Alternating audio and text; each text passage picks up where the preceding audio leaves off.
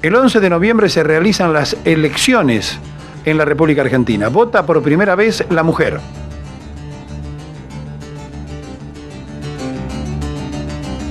La fórmula no sería con Evita, sino otra vez con Hortensio Quijano. Esta anciana, a los 82 años, votaba por primera vez en su vida. Ahí está, el presidente votando por lo que no sabía en ese momento, pero se intuía sería su propia reelección.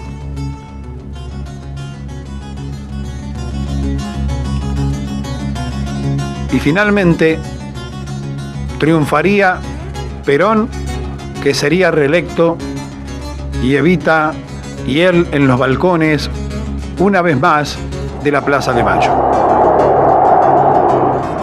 Perón jura por segunda vez como presidente constitucional de los argentinos. Ella ya estaba muy enferma. Cumple la Subsecretaría de Informaciones de la Presidencia de la Nación el penosísimo deber de informar al pueblo de la República que a las 20:25 horas ha fallecido la señora Eva Perón, jefa espiritual de la nación. Los restos de la señora Eva Perón serán conducidos mañana, en horas de la mañana, al Ministerio de Trabajo y Previsión, donde se instalará la capilla ardiente.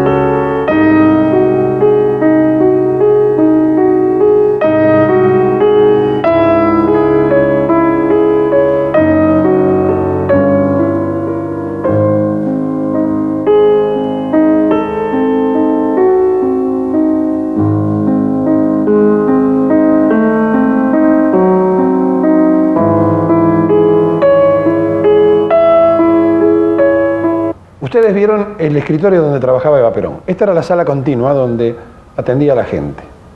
En estos sillones, en esta mesa, ella se preocupó por la ayuda social, se preocupó por la justicia social.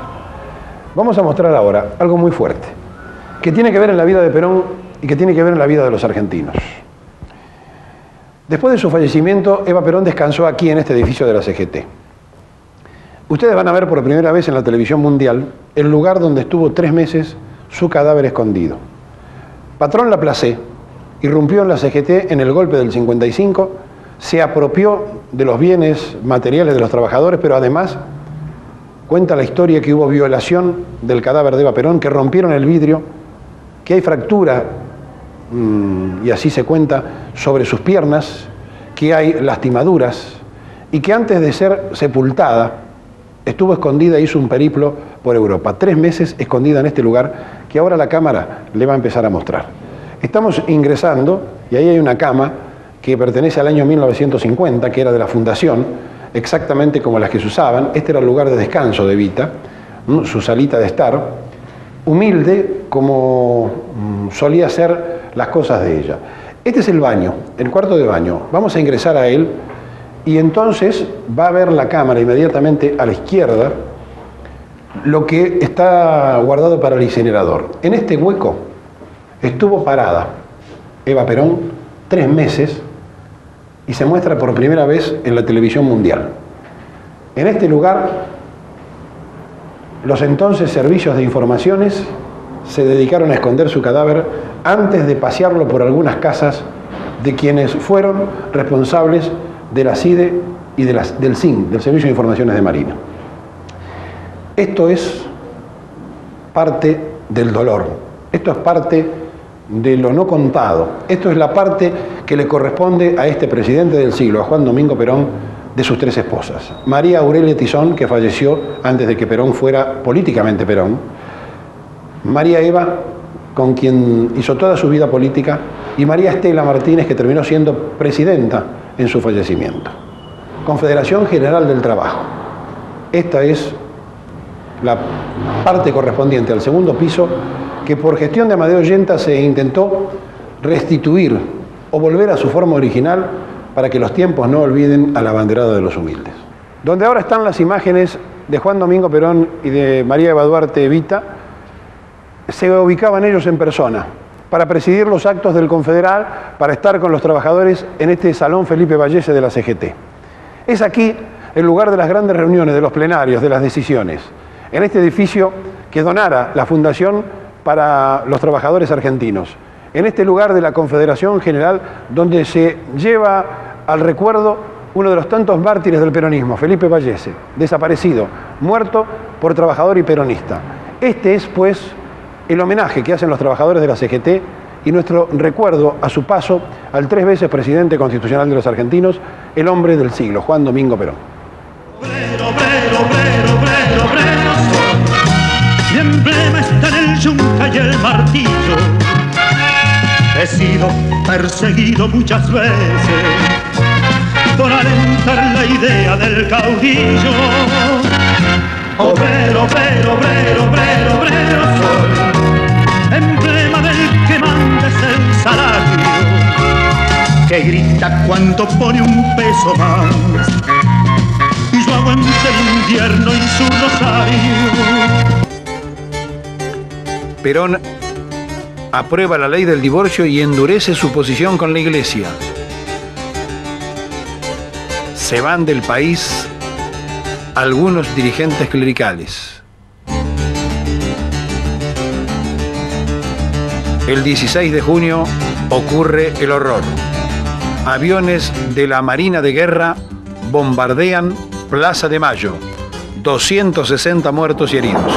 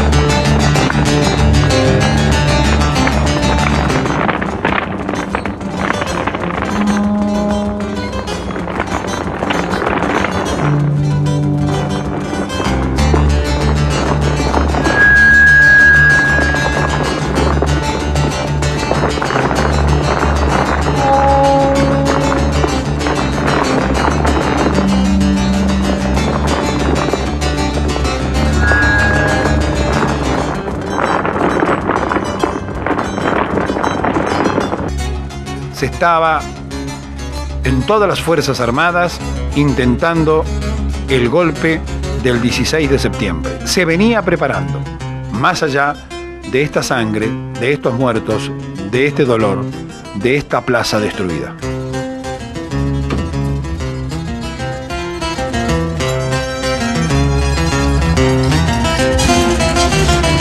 Esto pasó en la plaza principal de la República Argentina. Esto ocurrió en 1955. Estos huecos fueron tapados en el Ministerio de Hacienda recién en el año 73. Hasta entonces estuvieron como mudo testigo de lo que había ocurrido aquel 16 de junio. Distintos sectores de la Casa Rosada, donde cayeron las primeras bombas que intentaban matar a Perón, y un reloj que indica el horario de la 1:20, hora en que cayó la primera bomba. Estalla inmediatamente en septiembre el golpe definitivo para el régimen constitucional de Perón. El 16 de septiembre del 55, entonces, comienza un suceso militar en Córdoba que luego se extendería por todo el país y que terminaría con Perón en el exilio durante casi 18 años. Es el nacimiento, ese mismo 16 de septiembre del 55, de la resistencia peronista. Desde esta radio de Córdoba se lanzaron las primeras proclamas revolucionarias. Los diarios titulaban que Perón había renunciado. En realidad, se había negociado a través de una junta militar y Perón nunca presentó su renuncia. Otra vez los tanques, la Marina sublevada y la aparición en Callao y Santa Fe y en las calles de la ciudad de los que gritaban en contra de Perón. Se iba a llenar de nuevo la Plaza de Mayo, pero esta vez ya no serían trabajadores, ya no serían obreros, ni empleados, ni clase media, sino clase media con clase alta. Es decir, había cambiado el compuesto de los que habían salido a la calle. Gritaban libertad, libertad, y en ese nombre no quedó una sola estatua, y finalmente tanques, después de la caída de Perón, demuelen el último refugio, la Alianza Libertadora Nacionalista, allí frente a la confitería La Fragata en Corrientes y Reconquista. Un tanque simplemente la destruye. Llega Isaac Rojas, que se había sublevado con la Marina. En el puerto de Buenos Aires es esperado por una gran cantidad de argentinos. Otra vez el país dividido en dos bandos. Ahora el que llega es el jefe militar, Eduardo Lonardi. Lonardi pronunció aquella frase de ni vencedores ni vencidos por el intento de pacificar el país. Esto le significó un golpe dentro del golpe. Había mucho odio en el otro sector liberal que pedía inmediatamente que lo sacaran y lo cambiaran. Finalmente, se haría cargo del Ejecutivo Pedro Eugenio Aramburu, conservando Isaac Rojas la vicepresidencia de la Nación. Había caído el gobierno constitucional de Perón. 51, 16 de junio del 55 y finalmente 16 de septiembre del mismo año. Se inicia, como había quedado dicho, la resistencia peronista. Comienzan los atentados. El 9 de junio de 1956 el general Valle y Tanco, a su vez con grupos de civiles, encabezan un golpe en contra del golpe y finalmente son fusilados civiles y militares en basurales de León Suárez. A Valle lo matan en la prisión de Las Heras, pese a que ya no corría la ley marcial y se había negociado su entrega.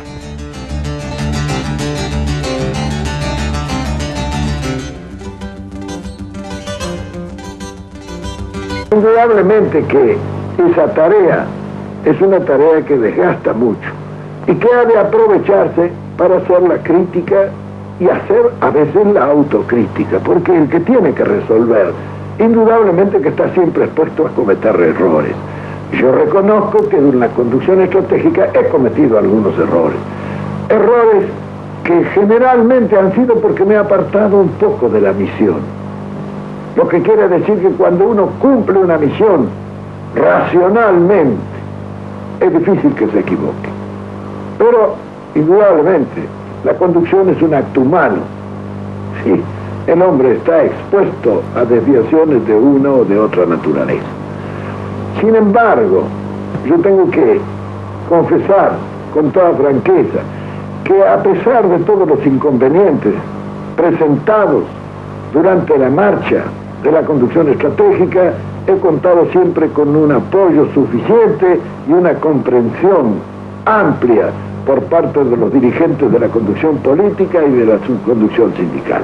Eso nos ha permitido llegar a esta altura de los acontecimientos con una organización que, si no es perfecta, es buena, porque en aspectos de organización muchas veces lo mejor suele ser enemigo de lo bueno. Por otra parte, ambicionar una organización perfecta en la conducción política es una cosa muy difícil. En política rara vez existe el orden. A lo que hay que acostumbrarse, en consecuencia, es a aprender a conducir también el desorden. Los jóvenes argentinos ganaban la calle en procura de las rehabilitaciones de aquel momento. La libertad de expresarse, la probabilidad de elegir a quien quería. El peronismo seguía proscrito y entonces se fueron endureciendo de a poco. El revisionismo histórico, un capítulo interesante en la historia argentina, comenzó a despertar en la conciencia de los más jóvenes algunas aptitudes que hacían mirar la historia desde otro punto de vista. Y así entonces el Instituto de Investigaciones Juan Manuel de Rosas, el análisis y los aportes del nacionalismo de un lado y de la izquierda del otro lado, fueron conformando una sociedad muy especial, que intentó resistirse, y así lo hizo, a todo aquello que era represor en la calle, en la universidad, en cualquier lugar.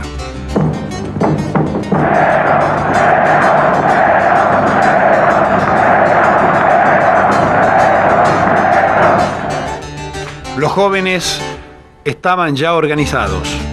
La juventud peronista iba tomando forma.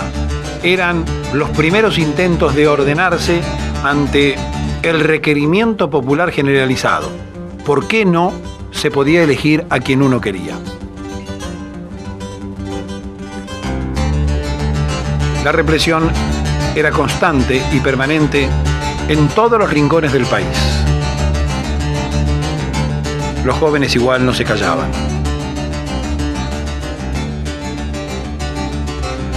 Perón es revolución.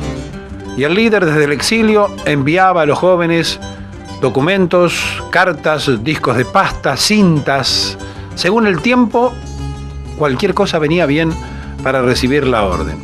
Y había empezado a circular la versión de que Perón llegaría en un avión negro y 2x3 la gente miraba al cielo. El líder había pasado de Paraguay a Caracas, de Caracas a Panamá, de Panamá a España. Y el Perón o muerte comienza a verse en las paredes y en los muros de la ciudad.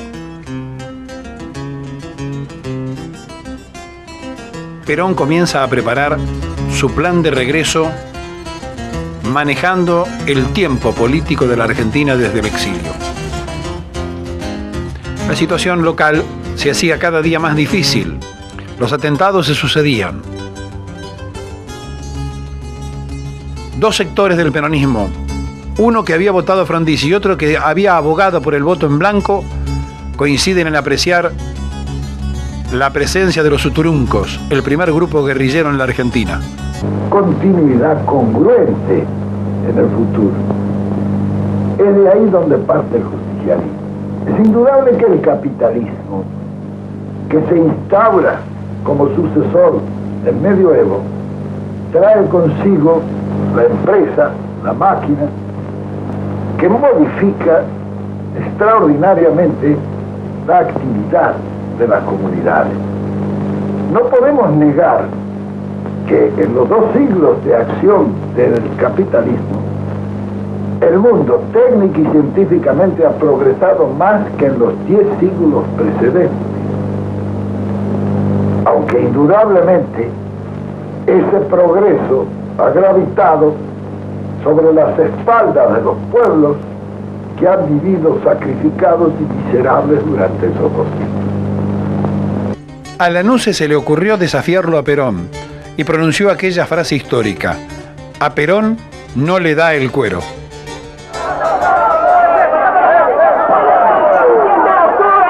Y lo vamos a cueste. ¡Cueste lo que cueste!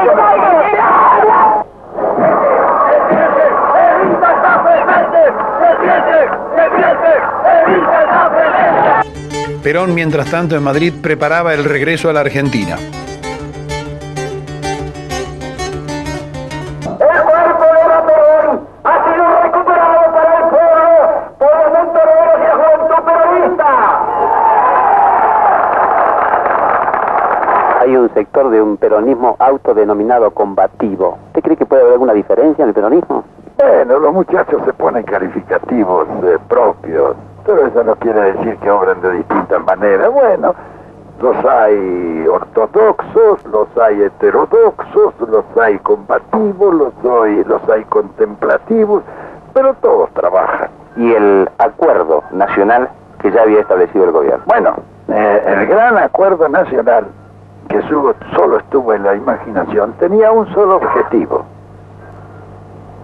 provocar unas elecciones para entregar el gobierno y salvar el prestigio y el honor de las Fuerzas Armadas.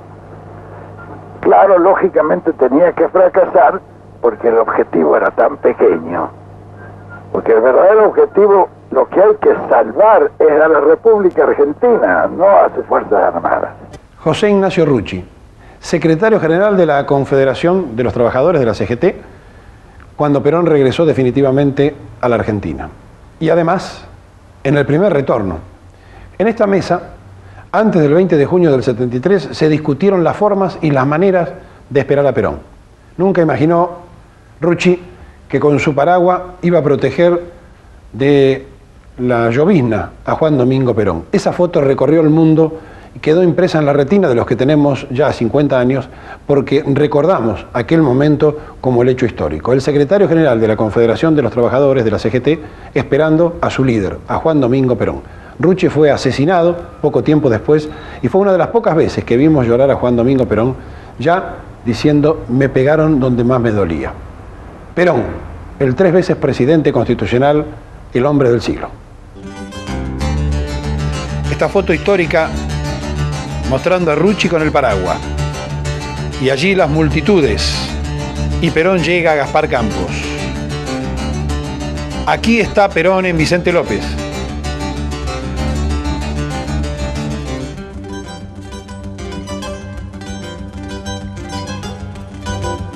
Ahí nosotros vamos a pensar que eso lo justifica. No, el crimen es crimen, cualquiera sea el móvil que lo provoca.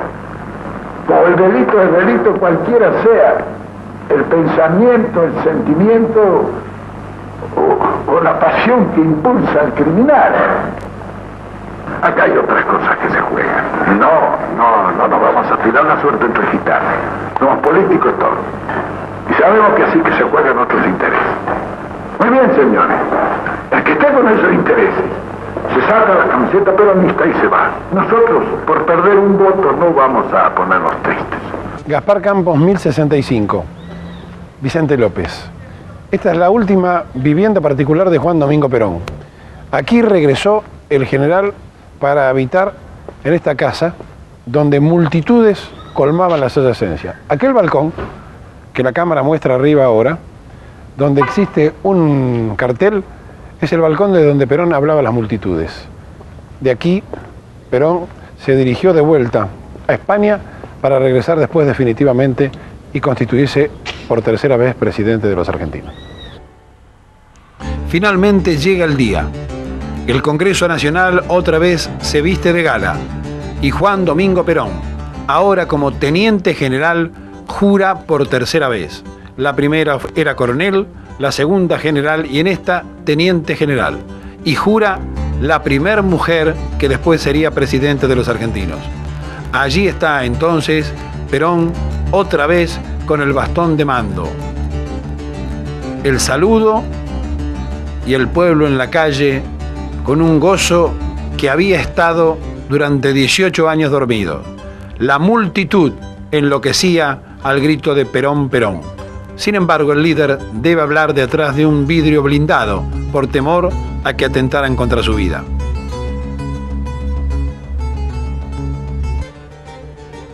El peronismo otra vez se hacía presente en Plaza de Mayo. La discusión entre la derecha y la izquierda continuaba. Sin embargo, el líder quedaría finalmente instalado en todos los sectores. Los que se fueron de la plaza se arrepintieron, los que los echaron también. La unidad de concepción para la unidad de acción primó en estos años sin Perón. Los sectores se juntaron. Otra vez se encuentran aquellos que jugaron de una vereda o de la otra en la historia del pueblo argentino. Aquí está la histórica Plaza de Mayo. Perón estaba ya declinando en su salud. El presidente argentino activaba permanentemente. Allí se lo ve en una de las últimas visitas a la catedral. El bombo infaltable en el peronismo. Y otra vez los trabajadores presentes para un 1 de mayo. Y luego vendría aquella despedida histórica.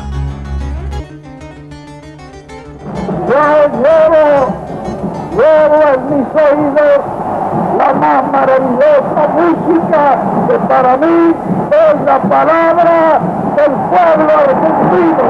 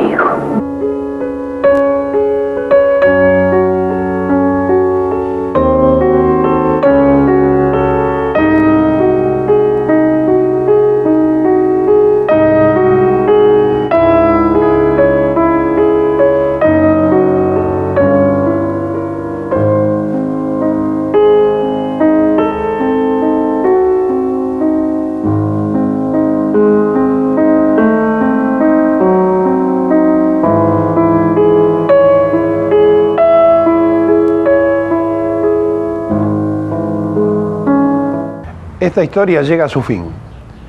Un simple corredor en el cementerio de la Chacarita. Sin embargo, aquí se produce un hecho especial. Descansan los restos del 3 veces presidente de los argentinos, en la tumba de sus padres, Juan Domingo Perón.